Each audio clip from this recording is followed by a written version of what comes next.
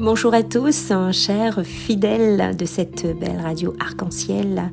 Vous êtes en compagnie de Dani dans Souffle Nouveau et nous sommes le dimanche 8 octobre. Alors si vous fêtez votre anniversaire, bon anniversaire et bonne fête à vous également. J'espère que vous êtes en forme pour ce petit moment avec nous, car je ne serai pas seule dans cette émission. Et oui, comme tous les autres dimanches, je suis toujours accompagnée de différentes personnes, des personnes qui disent oui à ce partage. Et combien la parole de Dieu est importante dans nos vies. Ayons justement cette volonté. Aujourd'hui, nous aurons le plaisir d'accueillir le diacre Jackie Thévanet. Je tiens à te dire merci pour l'évangile et merci pour le commentaire d'évangile. Voilà. Alors, sans plus attendre, nous commençons à entrer dans ce moment de prière. Je demande à l'Esprit Saint de venir sur nous ce matin, de venir nous remplir, de nous ouvrir le cœur, de venir ouvrir notre oreille, d'être disposé à entendre la voix, la parole de Dieu. Alors Saint-Esprit, viens nous visiter, viens, nous t'attendons.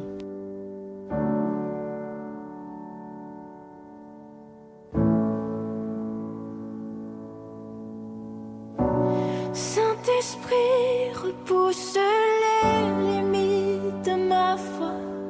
Apprends-moi à marcher sur l'eau, peu importe où tu m'appelles.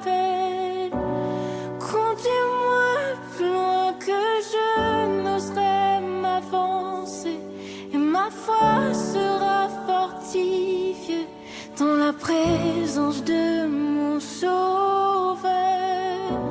Saint-Esprit, repousse les limites de ma foi. Apprends-moi à marcher sur l'eau, peu importe où tu m'appelles.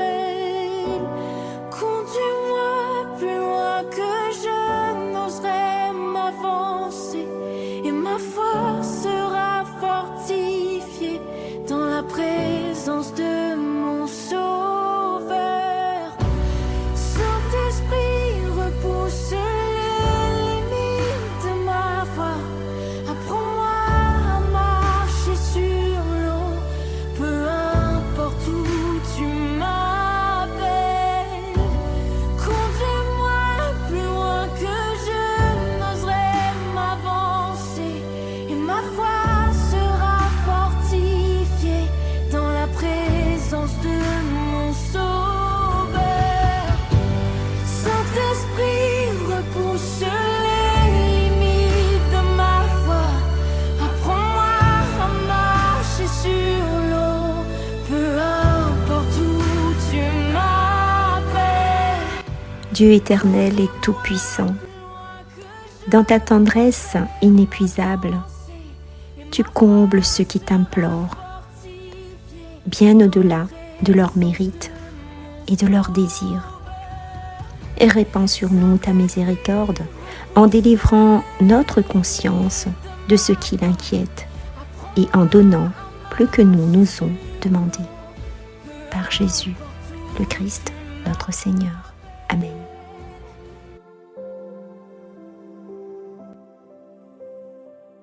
Évangile de Jésus-Christ selon saint Matthieu, chapitre 21, versets 33-43.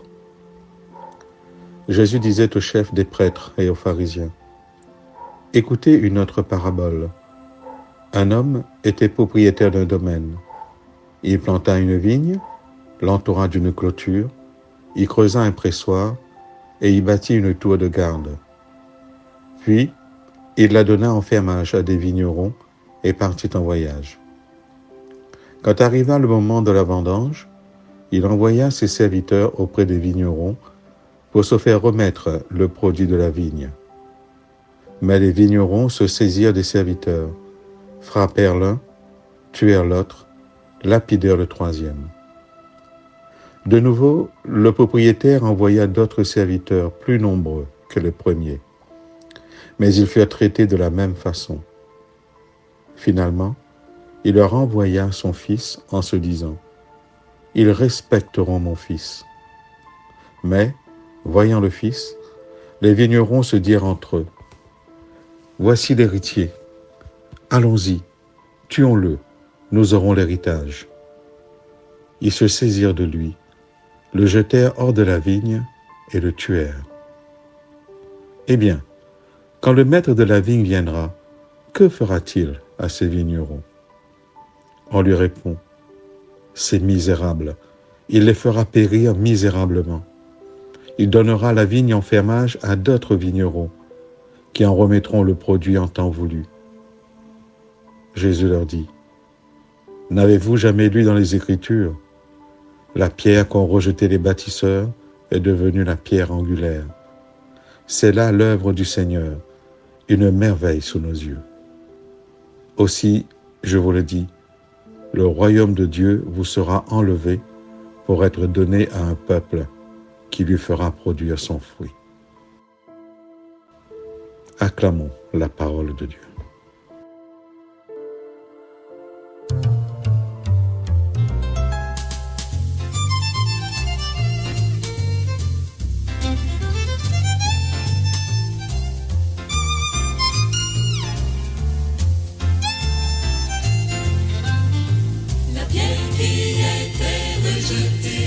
La pierre qui était rejetée, la pierre qui était rejetée est devenue la pierre d'angle. Alléluia, Alléluia, Alléluia, Amen. Alléluia, Alléluia, Alléluia,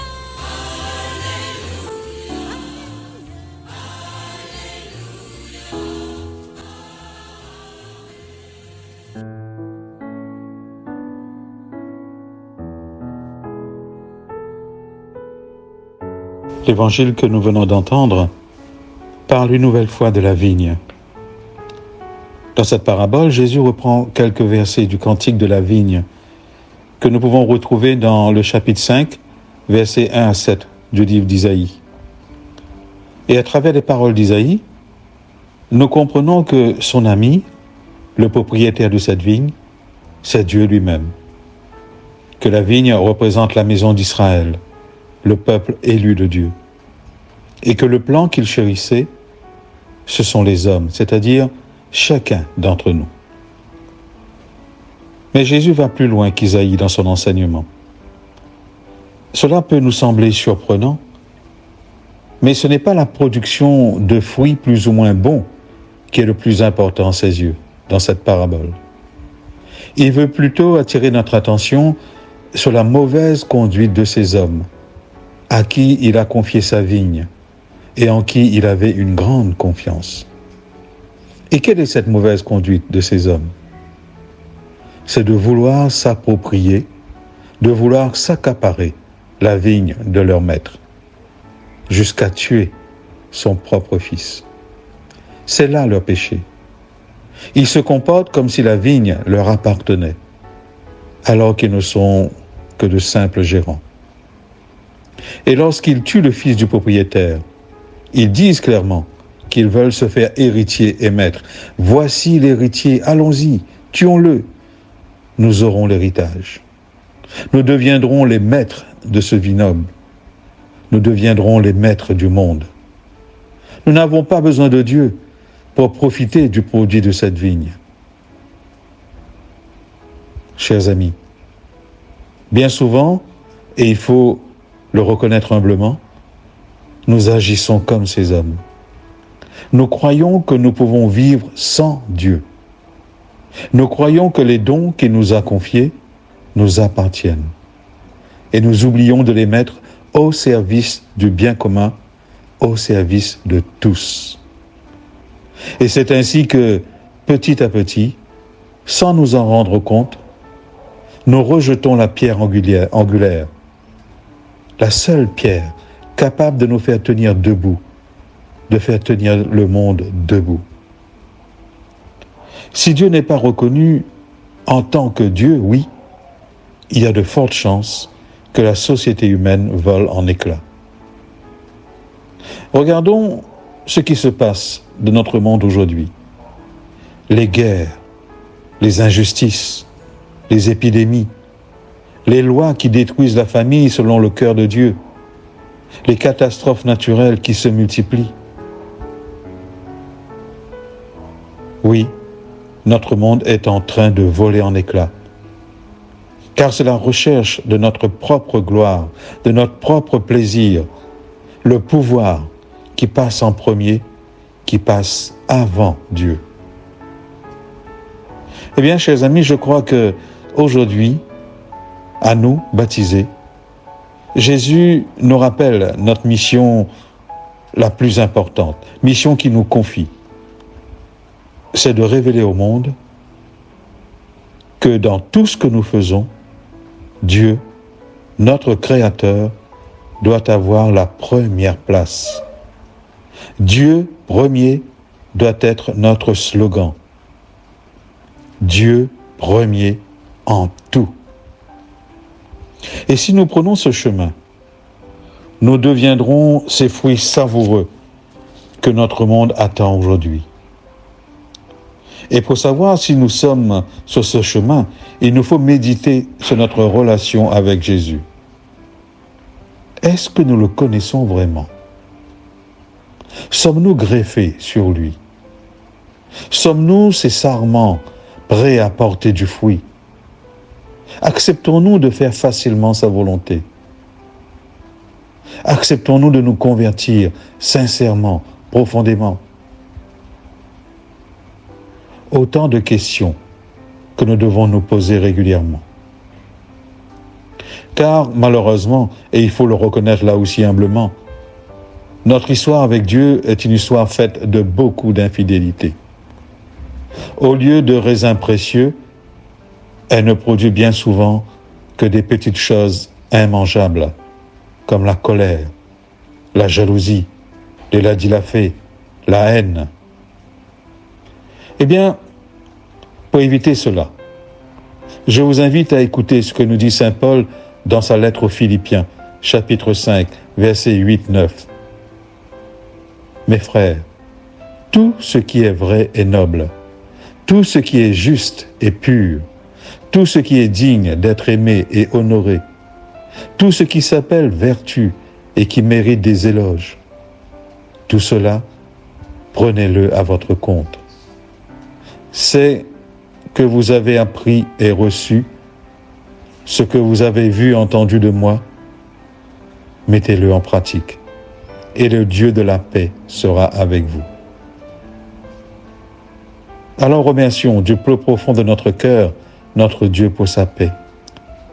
Demandons-lui de nous accorder la grâce de rester toujours unis à lui dans l'éternel mystère de sa mort et de sa résurrection. Et d'un cœur unanime, prions-le. Dieu de l'univers revient. Du haut des cieux, regarde et vois. Visite cette vigne, protège-la.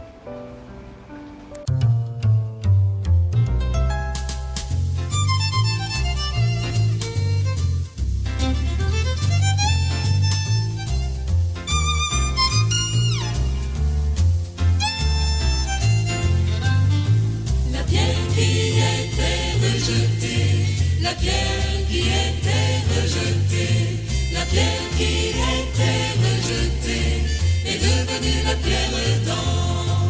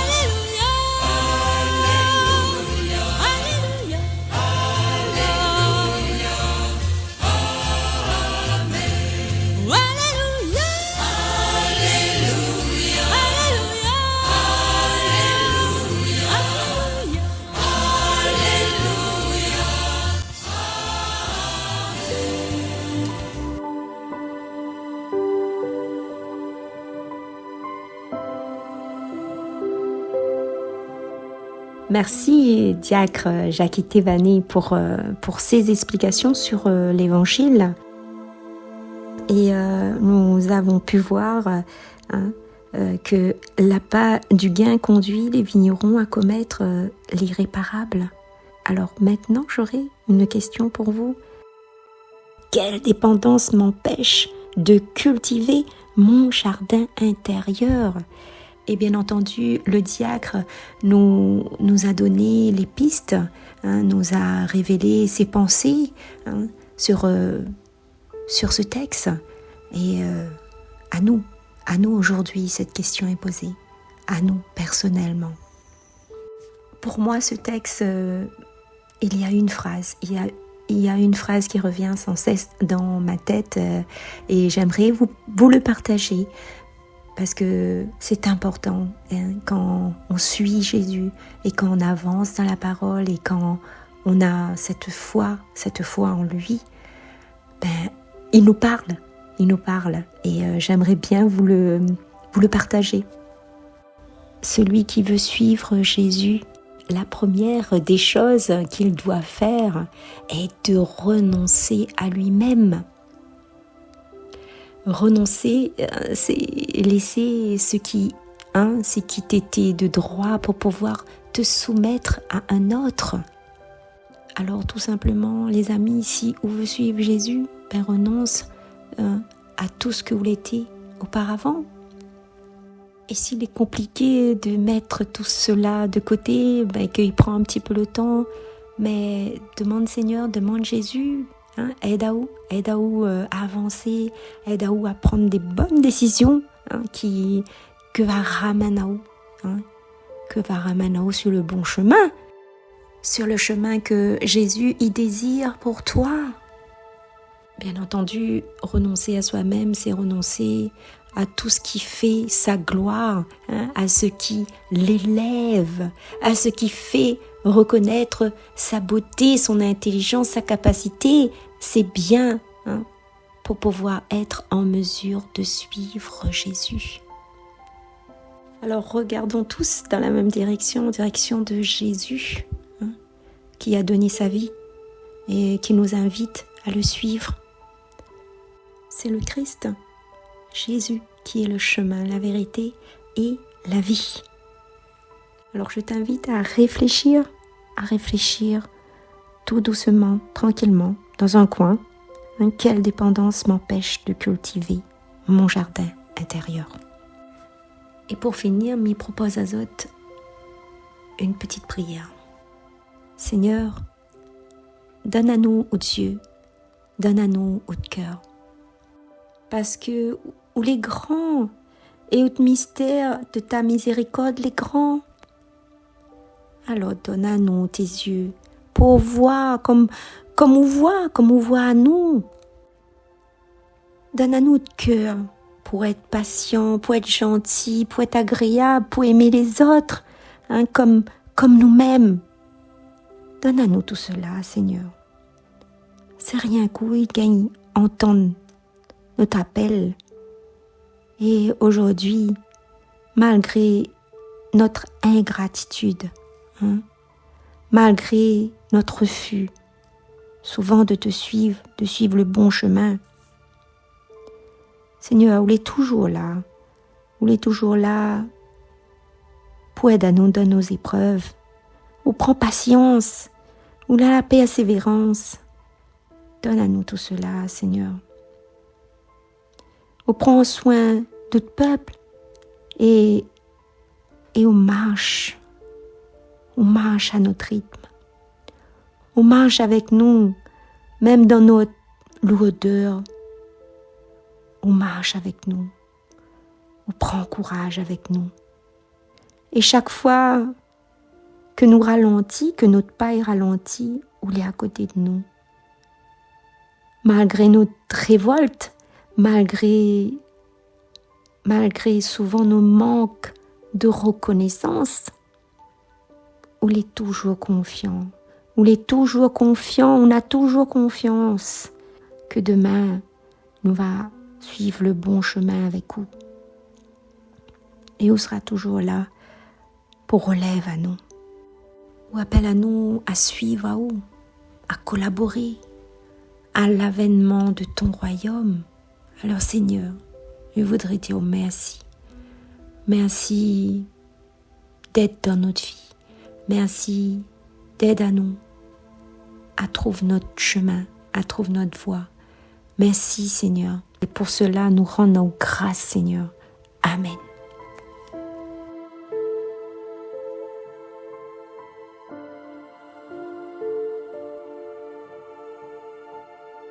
La vigne du Seigneur de l'univers, c'est la maison d'Israël.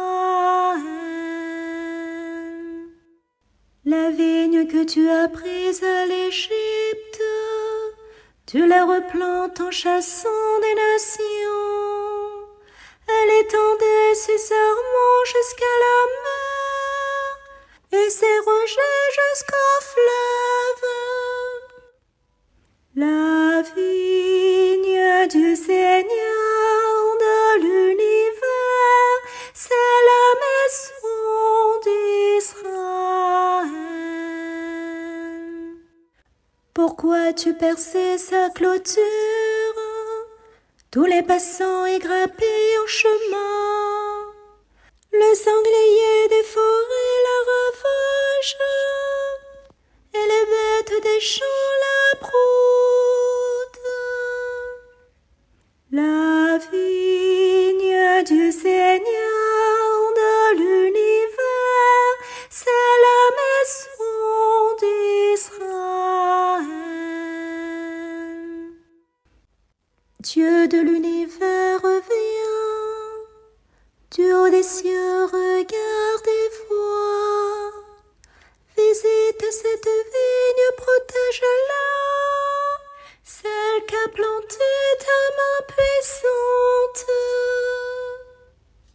La vigne du Seigneur de l'univers, c'est la maison d'Israël.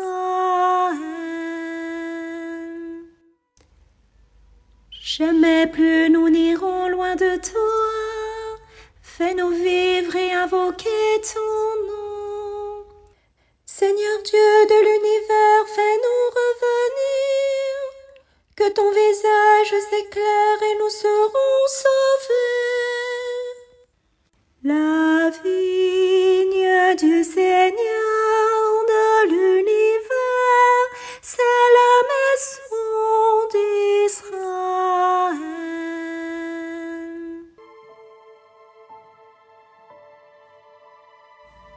Cette émission arrive presque à sa fin. Avant les amis, dimanche prochain, qu'est-ce qu'il y a, hein? Il y a l'ordination épiscopale. Et oui, de notre Monseigneur Pascal Chantong. Et oui, dimanche 15. Et ça arrive vite. Et on est pressé de vivre ce moment avec lui, d'être en prière avec lui. Et c'est pour cela que je vous propose aujourd'hui, puisque j'ai pas eu encore la chance, le bonheur de faire cette prière avec vous, je vous propose aujourd'hui cette prière pour notre nouvel évêque. Seigneur, tu nous offres aujourd'hui un nouvel évêque Pascal. Nous te prions aujourd'hui pour lui et pour notre diocèse. Dans les Saintes Écritures, tu t'es comparé à un bon berger. Qu'avec toi, Pascal, devienne lui aussi un berger capable de nous réunir autour de lui. Seigneur, tu nous as dit, le berger connaît ses brebis. Que Pascal puisse nous connaître et aimer notre île avec sa force et sa fragilité. Dans la diversité de nos sensibilités et de toutes nos cultures. Qu'il tienne compte de ce que nous sommes, qu'il puisse discerner avec son peuple ce qu'il faut méditer et promouvoir. Seigneur, tu nous as dit, mes brebis me connaissent. Que Pascal puisse être proche de nous et nous proches de lui, pour vivre, réfléchir et travailler ensemble. Apprends-nous à le considérer comme un frère envoyé par le Père pour vivre dans la simplicité et l'entente. Seigneur, tu nous as dit, je vais conduire mes brebis, leur montrer le bon chemin, les mener dans les verts pâturages. Que les brebis suivent leur nouvel évêque, qu'elles reconnaissent ta voix par la sienne et par celle de l'Église, pour rassembler ton peuple autour du Christ ressuscité. Voix du pasteur qui enseigne. Sanctifie et gouverne ton Église. Seigneur, tu as dit, j'ai d'autres brebis qui ne sont pas de cet enclos. Nous te prions aussi pour elles, que l'unité que tu as tant désirée puisse se réaliser peu à peu. Tu connais notre île, arc-en-ciel aux 1000 visages, avec la diversité des croyants, la multiplicité de nos origines et de nos histoires.